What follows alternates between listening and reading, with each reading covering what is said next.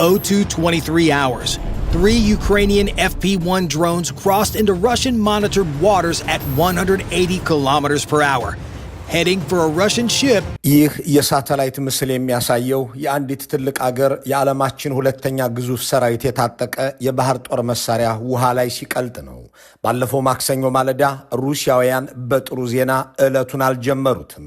ጥቁር ባህር የሙት ባህር ይሆን ዘንድ ተገዷል። ጥቁር ባህርን በእሳት የጠቆሩ መርከቦችን ሲያሰምጥ የሚያሳየውን መረጃ በሚዲያ እንዲመለከቱ ያደረገውን ዘገባ ለመመልከት የተገደዱት ሩሲያውያን ገና በጠዋቱ ነበር።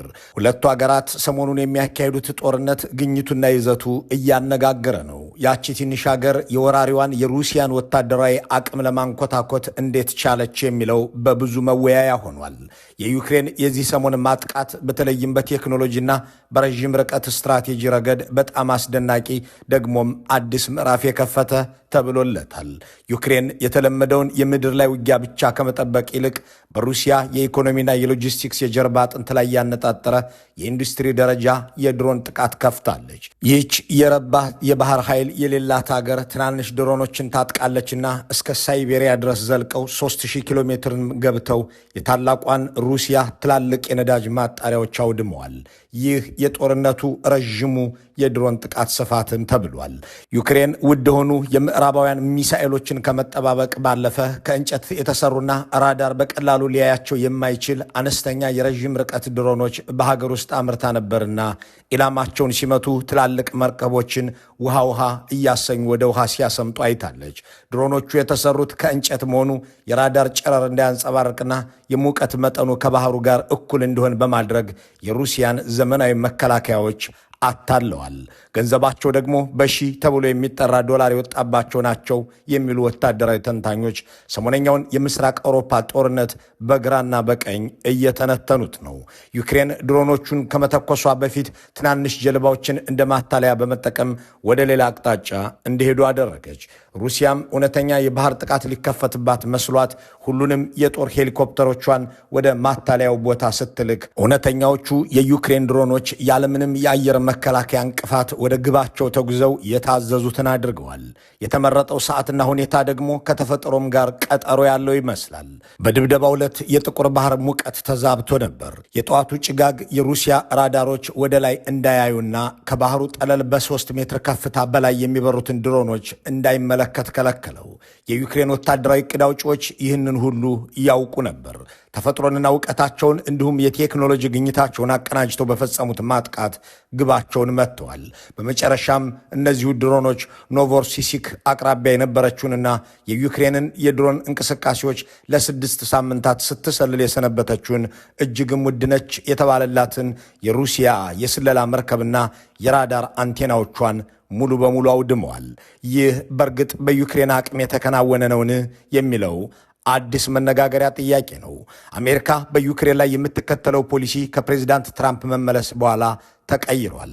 ዘለንስኪን ዋይት ሃውስ ድረስ ጠርተው ካንገበገቡት በኋላ ቭላዲሚር ፑቲንን በአላስካ ቀይ ምንጣፍ ዘርግተው ከተቀበሉ ወዲህ ፕሬዚዳንት ትራምፕ መንግስታቸው ለዩክሬን ጦር ቀጥተኛ የገንዘብና የትጥቅ ድጋፍ እንዳያደርግ ከልክለዋል። ከዚያ በፊት የነበረው ድጋፍ ግን ድጋፍ ብቻ ተብሎ ሊገለጽ የማይገባው ነው። እንደ አውሮፓውያን አቆጣጠር በየካቲት 2022 ዩክሬን ሙሉ የወረራ ጥቃት ከተከፈተባት ጊዜ ጀምሮ የአሜሪካ ኮንግረስ ለዩክሬንና ለቀጣናው ምላሽ የሚውል በአጠቃላይ 195 ቢሊዮን ዶላር የሚጠጋ ገንዘብ ፈቅዷል ይባላል። ከዚህ ውስጥ ከ120 ቢሊዮን ዶላር በላይ የሚሆነው በቀጥታ ለዩክሬን ወታደራዊ ኢኮኖሚያዊና ሰብአዊ ድጋፍ የዋለ ነው። የፕሬዚዳንት ትራምፕ ወደ ዋይት ሃውስ መመለስ ግን ይህንን ሁሉ ገለባብጦታል። ከዚህ በፊት የነበሩት እንደ 61 ቢሊዮን ዶላር ያሉ ግዙፍ የጦር መሳሪያና የገንዘብ ድጋፍ ፓኬጆች ሙሉ በሙሉ ቆመዋል። ኮንግረሱ አዳዲስ እርዳታዎችን እንዳያጸድቅ በዋይት ሃውስ ከፍተኛ ጫና እየተደረገበት ነው። ፕሬዚዳንቱ ዩክሬን ገንዘባችንን ከፈለገች ያላትን ማዕድን ታምጣ የሚል መውጫ የሌለው ቅድመ ሁኔታ አስቀምጠው ኬቭን አጣብቂኝ ውስጥ ጥለዋታል። እሳቸው አሁንም እንዲሁ ቀጥለዋልና ማንኛውንም አይነት ቀጣይ ድጋፍ ከፈለገች በነፃ እርዳታ መልክ ሳይሆን ዩክሬን ወደፊት የምትመልሰው ብድር ተብሎ መሆን አለበት በሚለው አቅጣጫ ላይ ጥብቅ ቁጥጥር እያደረጉ ናቸው። ጥያቄው ያንን የ100 ቢሊዮን ዶላሮች የጦርነት ኢንቨስትመንት ማን ተካው የሚለው ነው። የአሜሪካ መቆጠብ ዩክሬንን በእርግጥ አላጎደላትም ወይ?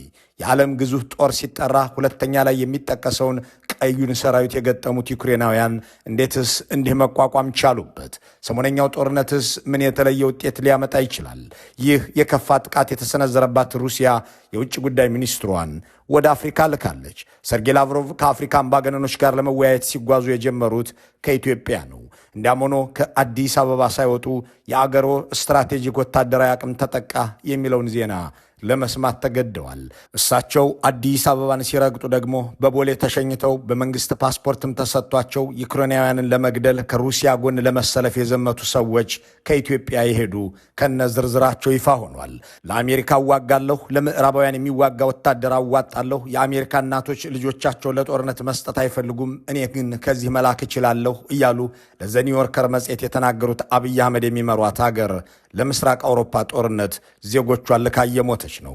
እዚህ ጋር ያለው ዝርዝር ነገርና የተሸጡት ሰዎች እነማን ናቸው? አንድ ባንድ እንመልከተው። Biden was here, he gave them hundreds of billions of dollars worth of equipment. Now I sell the equipment for, fair price, full price. ያ እንቅልፋም ባይደን እዚህ በነበረ ጊዜ 100 ቢሊዮኖችን ለዩክሬን ይሰጥ ነበር። እኔ ግን ይህንን አስቆሜዋለሁ፣ ክፈሉ፣ መሳሪያ ግዙ፣ በደህና ዋጋ እናቀርብላችኋለን ብያችኋለሁ የሚሉት ፕሬዚዳንት ትራምፕ እጃቸውን ከሰበሰቡ በኋላ ዩክሬን እጇን አጣጥፋ አልተቀመጠችም። ዩክሬን በአሜሪካ የሚሰጣት ቀጥተኛ የጦር መሳሪያና የገንዘብ ድጋፍ እንደቆመ ስታውቅ ፕሬዚዳንቷን ዋሽንግተን ድረስ ልካ ዘለፋን እንደተከናነበችም ከተሰማ ወዲህ ላለፈው ከአንድ ዓመት በላይ ለቆየ ጊዜ በጽናት ቆማ እንድትዋጋ ያስቻላትን ወታደራዊና ዲፕሎማሲያዊ ተግባር ከውናለች። መጀመሪያ በራሱ አቅም የምትሰራውን ጦር መሳሪያ ማብዛት ላይ ያተኮረች ሲሆን የውጭ እርዳታ ላይ ሙሉ በሙሉ ላለመንጠልጠል የሀገር ውስጥ የጦር መሳሪያ ምርቷን በከፍተኛ ደረጃ ማሳደጓ ይሰማል። በተለይም የድሮን ቴክኖሎጂዋ ጦርነቱ ከተጀመረ ወዲህ እንደ ባለፈው አንድ ዓመት ዘምኖ አያውቅም ተብሎለታል። በሺዎች የሚቆጠሩ ርካሽ ነገር ግን እጅግ አጥፊ የሆኑ ከእንጨት ጭምር የሚሰሩ ሰው አልባ አውሮፕላኖችን እነሱ ካማካዜ ድሮንስ ይሏቸዋል በሀገር ውስጥ በማምረት የሩሲያን የጦር ካምፖች፣ የነዳጅ ማጠራቀሚያዎችንና የጦር መርከቦችን ማጥቃት ችለዋል። ሁለተኛው የጦር ሜዳ ውሎ ስትራቴጂን መቀየር የሚል ሲሆን ከባድና ብዙ ትጥቅ ከሚጠይቅ ማጥቃት ይልቅ ወደ መከላከል ገብታለችም ተብሏል። መከላከል ከማጥቃት አንጻር ሲታይ ያነሰ ጥይት፣ የሰው ኃይልና የጦር መሳሪያ ሀብት የሚጠይቅ በመሆኑ ያለውን አነስተኛ አቅርቦት ቆጥባ እንድትጠቀም ረድቷታል ይላሉ ጉዳዩን የጻፉ ሰዎች። ከቴክኒክ ምክንያቶች ውጪ የዩክሬን ሕዝብና ሰራዊት ይህንን ጦርነት እንደ ህልውና ስለሚያዩት የመዋጋት ተነሳሽነታቸው ከፍተኛ ነው። ጦርነቱን ካቆሙ ሀገራቸው እንደምትጠፋ ስለሚያምኑ በኢኮኖሚ ድቀትና በኃይል እጥረት ውስጥ ሆነው መፋለማቸውን ቀጥለዋል ሲሉም ይጨምራሉ። ከዚህ ወታደራዊ አቅም ባሻገር አውሮፓም እንደ አሜሪካ ትቷት ዘወር እንዳይል የሚያደርገውን ዲፕሎማሲያዊ ሥራ መከወንም ችላበታለች። ዋሽንግተን ካዝናዋን ስትቆልፍ የአውሮፓ ሀገራት በተለይም ጀርመን፣ ዩናይትድ ኪንግደም፣ ፈረንሳይ፣ ፖላንድና የሰሜን አውሮፓ ሀገራት የዩክሬን መሸነፍ ለእነሱን ቀጥተኛ የደህንነት ስጋት እንደሚሆን የነበራቸውን መረዳት እንዲገፉበት አድርጋለች። እናም የገንዘብና የጦር መሳሪያ ድጋፋቸውን ጨምረውላታል። ከአውሮፓ የተገኘውን ገንዘብም ለአየር መከላከያ ዘዴዎች፣ ለታንኮችና ለረዥም ርቀት ሚሳይሎች አቅርቦት አውለዋለች። ሌላም የረቀቀ የዲፕሎማሲ ሥራ አከናውናለች። ይህም በሩሲያ ገንዘብ መዋጋት የሚል ነው። በምዕራባውያን ባንኮች ውስጥ የተከፈቱ ይሁን እንጂ ጦርነቱ ሲጀመር ታግደው የነበሩት የሩሲያ ማዕከላዊ ባንክ ገንዘብ የሚያስገኘው ወለድና ከዚህም ገንዘብ የተወሰነውን ለዩክሬን የጦር መሳሪያ መግዣ መልሶ መገንቢያም እንዲሆን ማድረግ የሚል ነው። ይህም አሜሪካ የሰበሰበችውን በጀት የሚተካ ሆኖላታል። ከታገደው የሩሲያ ሀብት ውስጥ የአንበሳውን ድርሻ ማለትም ወደ 210 ቢሊዮን ዶላር የሚጠጋውን የያዘው በቤልጅየም የሚገኘው ኤሮክሊር የተባለው የፋይናንስ ተቋም ነው። ይህ የታገደ ገንዘብ በየዓመቱ በአማካኝ ከ3 ቢሊዮን እስከ 5 ቢሊዮን ዶላር የሚጠጋ ንጹሕ ወለድ ዊንድፎል ፕሮፊት ያስገኝ ነበር። የአውሮፓ ህብረት ይህንን ወለድ በየዓመቱ በቀጥታ እየቀነሰ ለዩክሬን ወታደራዊ እርዳታና ለሀገር ግንባታ እንዲውል በሕግ ወስኗል። በአጠቃላይ ዩክሬን በአሁኑ ወቅት ከሩሲያ የታገደ ሀብት ወለድ ላይ ብቻ የተመሰረተ 50 ቢሊዮን ዶላር የሚያወጣ የፋይናንስ ድጋፍ ያገኘች ሲሆን በየዓመቱ ደግሞ ከ3 እስከ 5 ቢሊዮን ዶላር የሚሆን ተጨማሪ የወለድ ገቢ በቀጥታ ይለቀቅላታል። ይህ አሃዝ አሜሪካ ያቋረጠችባትን ወታደራዊ በጀት በተወሰነ መልኩ ቢሆን ሊተካ የሚችል ነው። የሩሲያ ገንዘብ ለዩክሬን መዋጊያ ውሏል እንደማለት። እናም የዩክሬን መከላከያ ባለፈው ማክሰኞ የፈጸመው የድሮን ድብደባ ከፍ ያለ ውድመት ያስከተለ ለመሆኑ ከእነዚህ ምክንያቶችም ጋር የተገናኘ ነው። ለዚህ የዩክሬን ጥቃት ግን ሩሲያ ከባድ ያለችውን አጸፋ እያካሄደች ነው።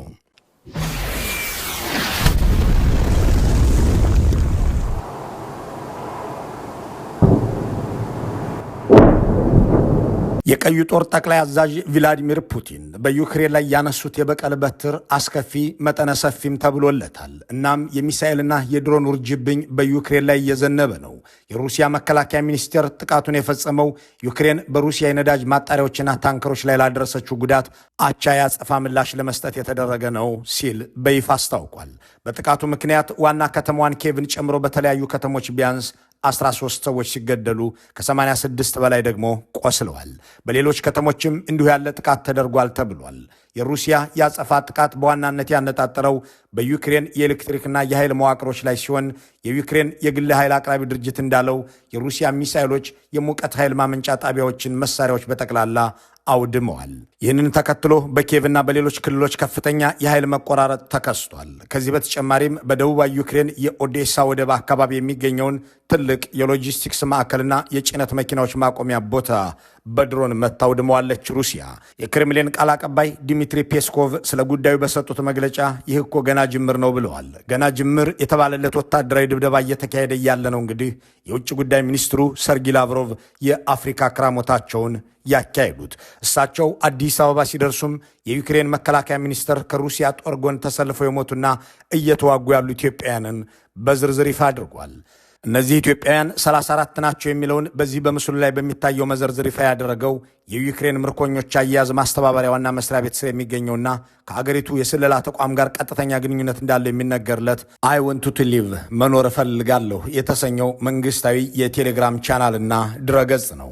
ከ34ቱ ግለሰቦች መካከል ቢያንስ 3ቱ መገደላቸው ተረጋግጧል። ሪፖርቱ እንደሚያሳየው እነዚህ ኢትዮጵያውያን በተለያየ ጊዜያት የተቀጠሩ ሲሆን 8ቱ ዲሴምበር 24 2024፣ 10ሩ ሴፕቴምበር 1 2025 እና 9ኙ ኦክቶበር 30 2025 ውል ፈርመው የሩሲያን ጦር የተቀላቀሉ ናቸው።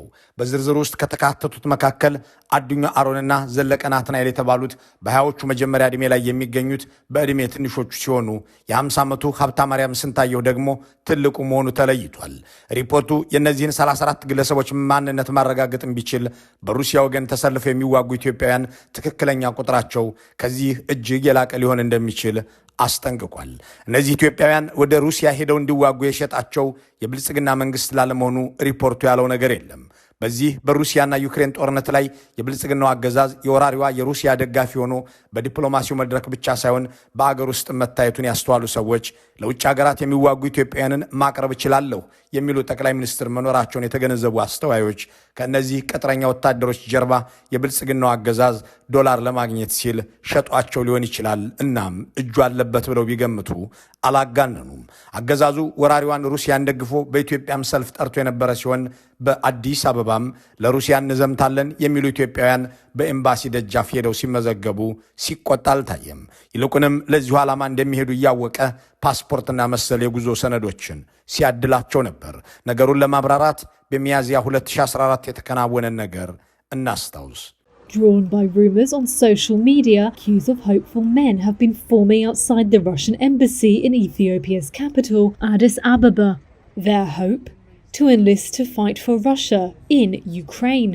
በዚያ ሰሞን ሩሲያና ዩክሬን መራር ውጊያ ሲያደርጉ የኦህዴድ ብልጽግና ነጩ ደብዳቤ ለነጩ ቤተ መንግስት እያለ ምዕራባውያንን ቆላ ተንቤንና ሰሜን ወሎ ወጉኝ እያለ ያስወግዝ ነበር።